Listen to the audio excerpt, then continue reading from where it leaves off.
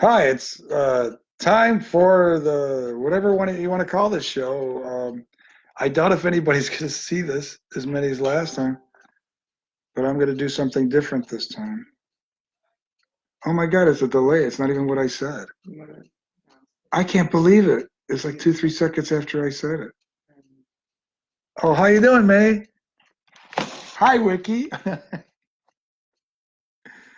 This is Gabriel. How you doing? What I'm going to do today is something I tried before. Hi, Wiki. How you doing? I tried this before. Right now it says 3 eyes, which actually means 6 eyes if they're not winking. Now it's two, and I hope it goes back again. I tried this before, but people didn't know what I was doing. Hi, Tony. What I tried, that's great, May. What I tried to do is I tried to give you not a sing along, but a talk along. And I did it in all four of my accounts.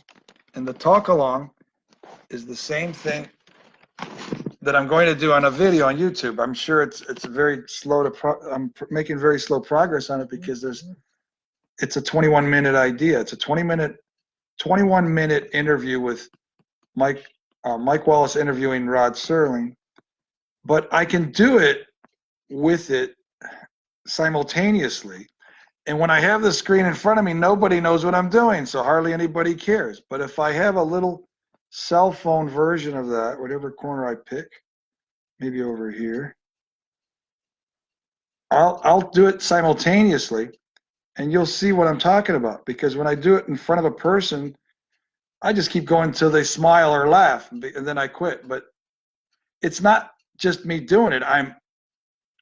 It's like instead of a sing along, it's actually a talk along, and I'm imitating both people, and I'm talking back and forth with different voices. Okay, it's two different voices. So let's try it. I'll try to get the volume right. I don't know if I can.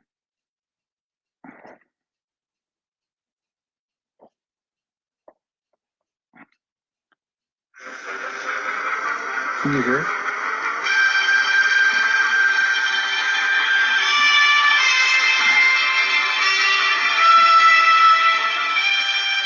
This is Mike Wallace with another television interview in our gallery of colorful people.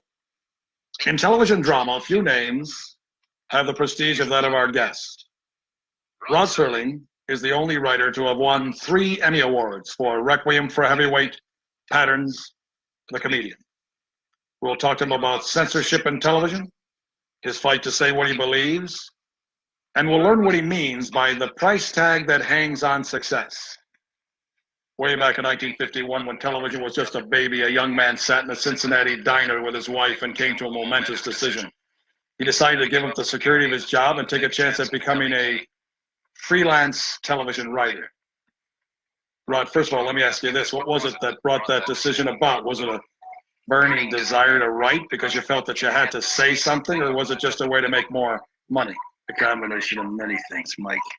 The immediate motive at the time, the prodding thing that pushed me into it, is that I've been writing for a Cincinnati television station as a staff writer, which is a particularly dreamless occupation, composed of doing commercials, even making up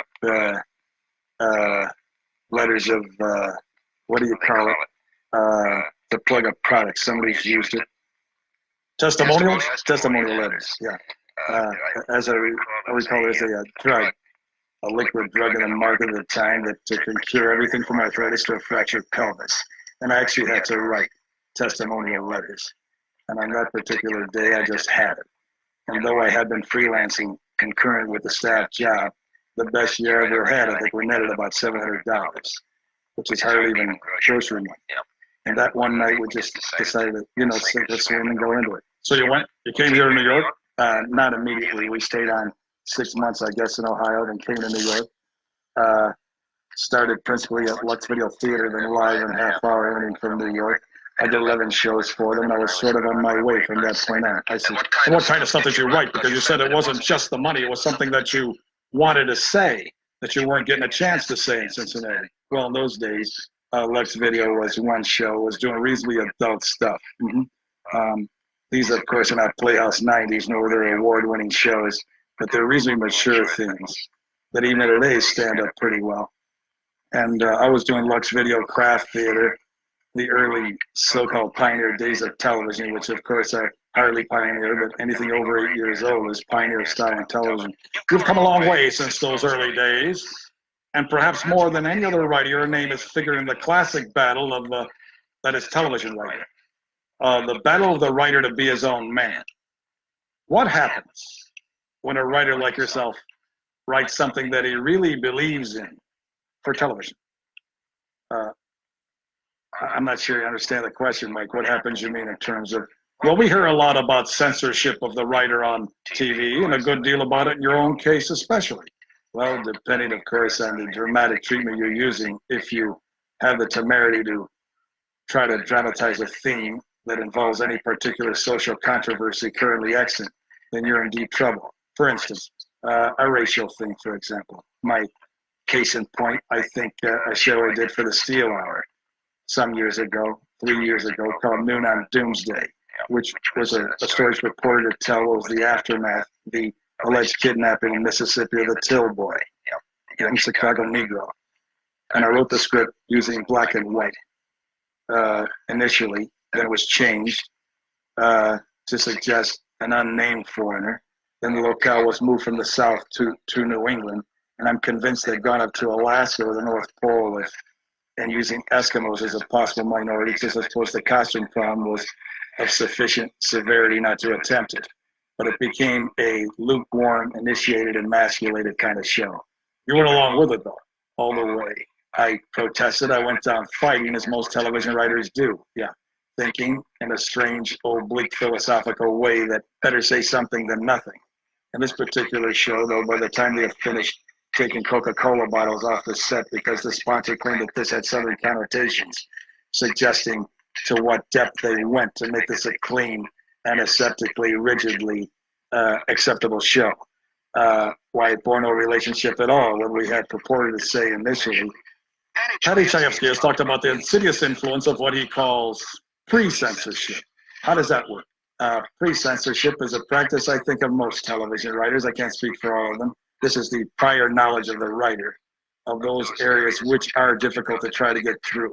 And so a writer will shy away from writing those things which he knows he's going to have trouble with on the sponsor or agency level. We practice it all the time. We just do not write those things which we know we're going to get into trouble. Who's the culprit? Is it the network, the sponsor? It sure is not the FCC. No, it's certainly not the FCC, ideally speaking, of course. It's a combination of culprits, Mike. It's partly network, it's principally agency and sponsor. In many ways, I think it's the audience themselves. How do you mean? Well, I'll give you an example. About a year ago, roughly 11 or 12 months ago, on the Lassie show. This is a story usually told by Sheldon Leonard, who was then associated with the show. Lassie was having puppies, and I have two little girls, then aged 5 and 3, who are greatly enamored with this beautiful collie, and they watch the show with great interest, and Lassie gave birth to puppies. And Mike was probably one of the most tasteful and delightful and warm things depicting what is it, this wondrous thing that is birth. And after the show, I think there were many congratulations all around because it's a lovely show. The sort of thing I love my kids to watch, to show them what is the birth process and how marvelous it is. They got many, many cards and letters. Sample card from the Deep South, this was. If I wanted my kids to watch sex shows, I wouldn't have them turn on that. I can take them to burlesque shows. And as a result of the influx of mail, many of the cards, incidentally, as Sheldon tells it, were postmarked in identical moments, all in the same handwriting, but each was counted as a singular piece of mail. And as a result, the directive went down that there would be no shows having anything to do with puppies. That is in the actual birth process. Well, obviously, this wild lunatic fringe of letter writers that greatly affect what the sponsor has in mind. You can understand the position of the sponsor, can't you? I can, in many ways, I suppose I can. He's there to push a product. He has a considerable stake, thus, in what goes on the air. Most assuredly. And in those cases where there is a problem of public taste, in which there's a concern for eliciting negative response from a large mass of people. I can understand why the guys are frightened. Sure. I don't understand, Mike, for example, other evidences and instances of intrusion by sponsors. For example, on Playhouse 90, not a year ago, a lovely show called Judgment at Nuremberg. I think probably one of the most competently done and artistically done pieces that 90's done all year. In it, as you recall, mention was made of gas chambers. Yeah, and the line was deleted, cut off the soundtrack, and it mattered little to these guys that the gas involved in concentration camps was cyanide, which bore no resemblance, physical or otherwise, to the gas used in stoves. They cut the line because the sponsor he did not want that awful association made between what was the horror and the misery of Nazi Germany with the nice chrome, wonderfully antiseptically clean, beautiful kitchen appliances that they were selling. Now, this is an example of sponsor interference, which is so beyond logic and which is so beyond taste. This I rebel against. You've got a new series coming up called The Twilight Zone. You are writing as well as acting as executive producer on this one. Who controls the final product? You're the sponsor. We have what I think, at least theoretically anyway, because it hasn't put into practice yet, a good working relationship, where in questions of taste, in questions of the art form itself, in questions of drama, I'm the judge, because this is my medium and I understand it. I'm a dramatist for television. This is the area I know. I've been trained for it. I worked for it for 12 years. And the sponsor knows his product, but he doesn't know mine. So when it comes to the commercials, I leave it up to him. When it comes to the story content, he leaves it up to me. Has nothing been changed we changed in 18 scripts, Mike, we have had one line change, which again was a little ludicrous, but of insufficient basic concern with the context of the story, not to put up a fight. On the bridge of a British ship, a sailor calls down to the galley and asks, in my script, for a pot of tea, because I believe that it's constitutionally acceptable in the British Navy to drink tea. Yeah. One of my sponsors happens to sell instant coffee, and he took great umbrage, or at least minor umbrage anyway, yeah, with the idea of saying tea. Well, we had a couple of swings back and forth, nothing serious, and we decided we'd ask for a tray to be sent up to the bridge. But at 18 scripts, that's the only conflict we've had. Well, they passed what? I mean, every script is pre-censorship though involved, or you're simply writing easy? In this particular area, no, because we're dealing with a half-hour show, which cannot probe like a 90, which doesn't use scripts as vehicles of social criticism. These are strictly for entertainment. These are pot players. Oh no, I wouldn't call them pot players at all. No, these are very adult, I think high-quality half-hour, extremely polished films. But because they deal in the areas of fantasy and imagination and science fiction and all of these things, there's no opportunity to cop a plea or chop an axe or anything. We're not going to be able to cop a plea or chop an axe because you're going to be obviously working so hard in the Twilight Zone that, in essence, for the time being and for the foreseeable future, you've given up on writing anything important for television. Right? Yeah. Well, again, this is a Semitic thing, important for television. I don't know if by important you mean that I'm not going to try to delve into current social problems dramatically. You're quite right. I'm not. You told Kay Gardella of the New York Daily News this. You said, professionally, I don't think Twilight Zone will hurt me, but I think it must really help me either. I'm stepping out of the line of fire. You've had it as far as trying to beat your brains out. Will you just read me the first two lines, Mike?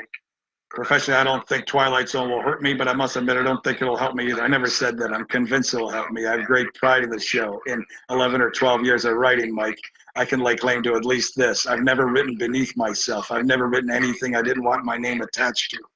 I have probed deeper in some scripts, and I've been more successful in some than others, but all of them been on.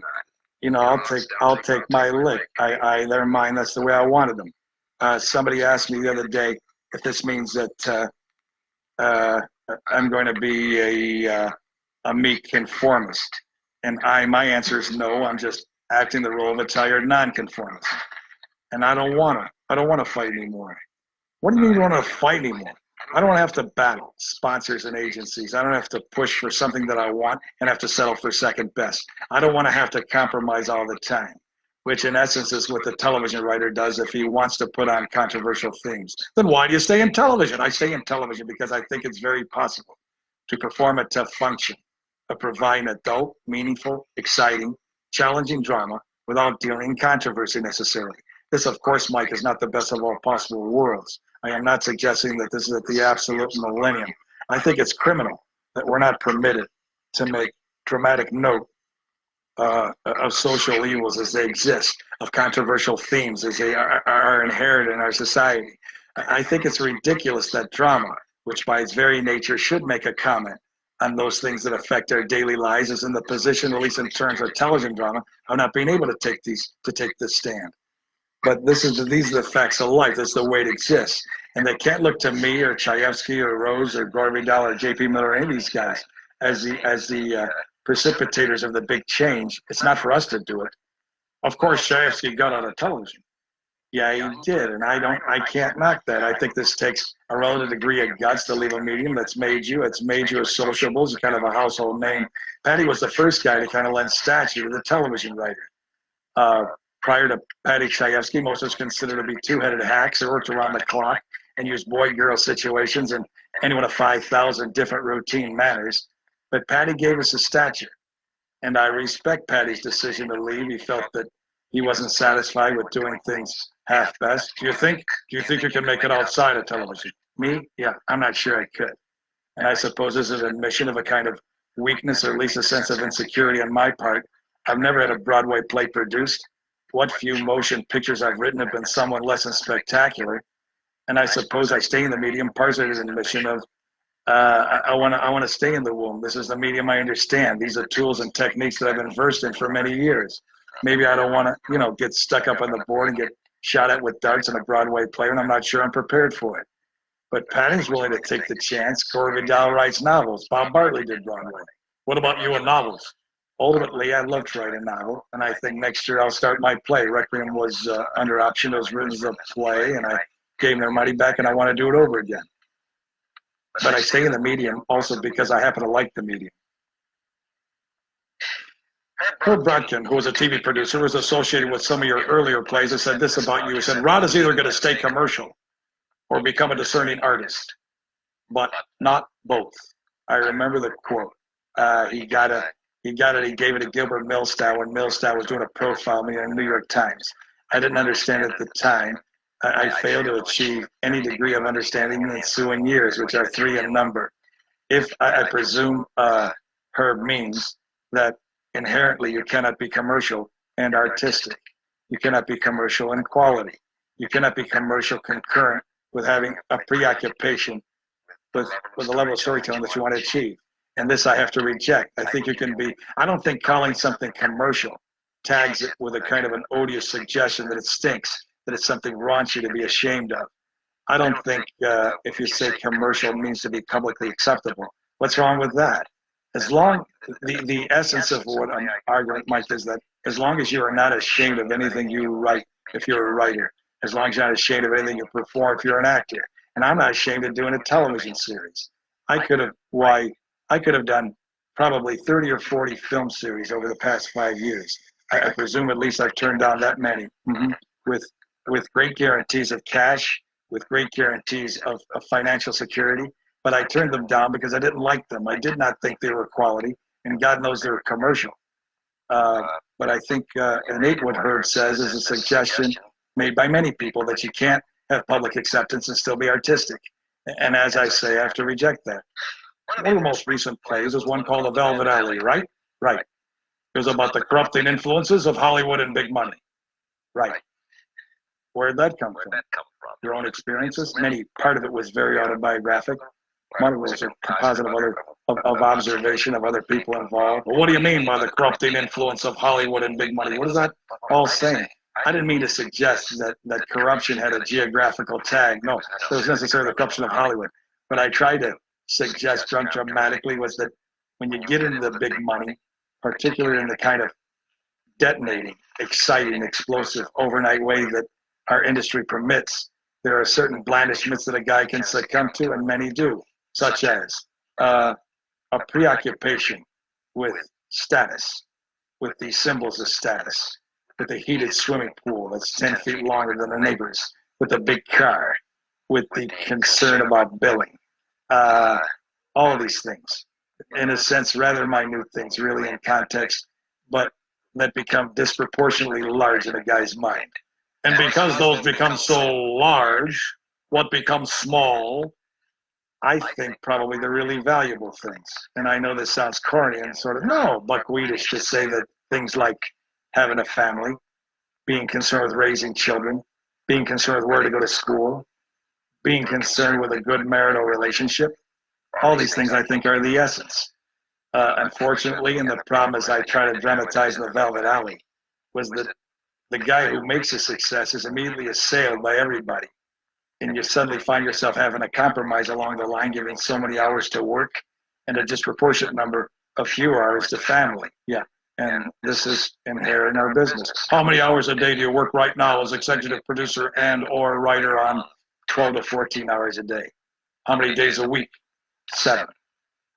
And I don't mean now, seriously, I'm not asking for figures here, but obviously, the Twilight Zone is your own creation. You're doing it for money. I think their audience would be fascinated to know. And again, I don't want to get too specific, but how rich can a fella get under these circumstances? Well, if the show is successful, he can get tremendously rich. He can make $500,000, I suppose. $500,000 of what? A year? Over a period of 3 or 4 years, I suppose, yeah. But Mike, I'm not, again, this sounds defensive and it probably sounds phony, but I'm not nearly as concerned with the money we made in the show as I am with the quality of it, and I can prove that. I have a contract with Metro-Goldwyn-Mayer which guarantees me something in the neighborhood of $250,000 over a period of 3 years. This is a contract I'm trying to break and get out of, so I can devote time to a series which is very iffy, which is a very problematical thing. It's only guaranteed 26 weeks, and if it only goes 26 weeks and stops, I'll have lost a great deal of money. But I would rather take the chance and do something I like, something I'm familiar with, something that has a built-in challenge to it. It's even possible, though, that if it is a success, you can make well over the $2 million that you suggested. Right, 4 years and $500,000 apiece, quite right, but I happen to feel after a year and a half of working 12 to 14 hours a day, it's worth it. And I think I rate it, and I think anybody does that works that hard and can create an idea and can make a show go. 30 seconds. Is television good? Some television is wonderful. Some television is exciting and promising and has vast potential. Some television is mediocre and bad. But I think it has promise, Mike. I think that it's considered to be a real art form. And I stick with it for the reasons I said and because I think it can only improve and can improve tremendously. And I think aims towards that. Rod Serling's story can be summed up in just a few words. From 40 rejection slips to 3 Emmy Awards, from a trailer home to a hacienda in Hollywood complete with swimming pool. It hasn't been a long road, but it's been a hard one. And the last couple of miles have been paved with gold. We thank Rod Serling for adding his portrait to our gallery. One of the people other people are interested in. Mike Wallace, that's it for now.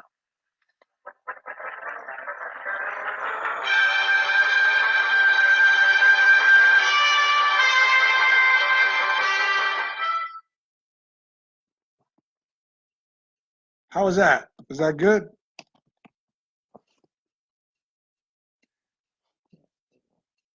All right, so let's just say good night. I hope you enjoyed it. Thank you, May, very much.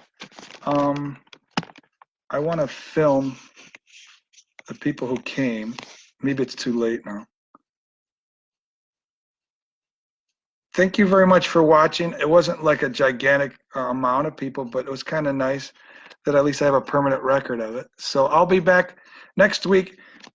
I think what I'll do is I'll do theme shows of very old shows from the 60s and 70s.